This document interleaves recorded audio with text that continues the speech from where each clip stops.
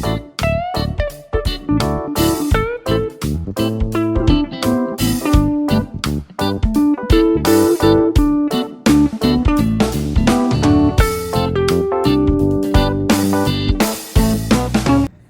குக்கிங்கில் இன்றைக்கி சாம்பார், ஒரு சுவையான சாம்பார் எப்படி செய்யணும் அப்படிங்கிறத நம்ம பார்க்கலாம்.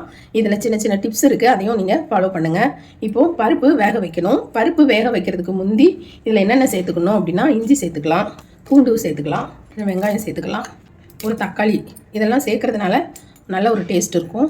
பச்சை மிளகாய், மஞ்சத்தூள், ஜீரகம், ஒரு 10 எண்ணிக்கையில் தனியாக போட்டுக்கலாம், பெருங்காயம், கட்டி பெருங்காயம் போட்டிருக்கோம். இப்போது இதை நம்ம விசில் வந்தோடனே பார்க்கலாம். இப்போ நம்ம சாம்பாருக்கு தேவையான தக்காளியை, இது கூட என்ன சேர்க்கணும் அப்படின்னா, கொஞ்சமாக கடலைப்பருப்பு, கொஞ்சமாக மிளகு, கொஞ்சம் ஜீரகம். இதை நம்ம நல்லா அரைச்சிட்டு வந்துடலாம்.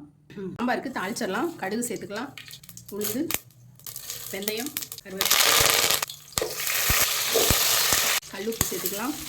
இது நல்லா வெங்காயம் ஃப்ரை ஆகட்டும். வெங்காயம் நல்லா வதங்கிருக்கு. இதோட நம்ம அரைச்சோம் இல்லையா அந்த தக்காளி, நம்ம அரைச்ச தக்காளி போட்டுட்டோம். இதை நல்லா கிளறி விட்டுருக்கோம். இப்போ அடுத்து நம்ம காய்கறி சேர்த்துடலாம்.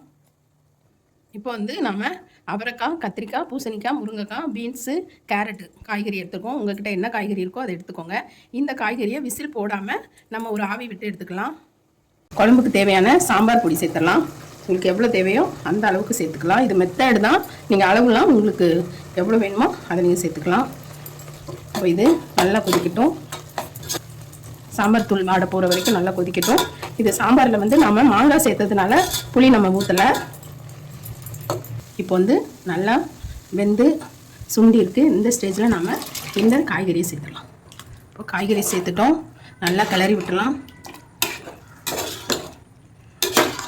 இப்போ நல்லா கிளறி விட்டுட்டு பருப்பு நம்ம வச்சுருந்தோம் இல்லையா, அதையும் சேர்த்துடலாம். எல்லாத்தையும் கிளறி விட்டுடலாம்.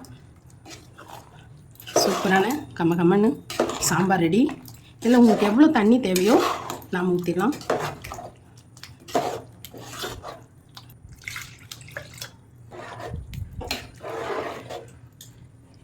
இப்போ எல்லாம் மிக்ஸ் ஆகி இது நல்லா கொதிக்கட்டும். கொதித்த உடனே பார்க்கலாம். இப்போ சாம்பார் நல்லா கொதிக்குது. இதில் ஒரு ஸ்பூன் நெய் விட்டுலாம். வெல்லம் அல்லது நாட்டு சர்க்கரை. சூப்பரான சாம்பார் ரெடி. இதே மெத்தடில் இதே மாதிரி செஞ்சு பாருங்கள். ரொம்பவே சூப்பராக இருக்கும் இந்த சாம்பார்.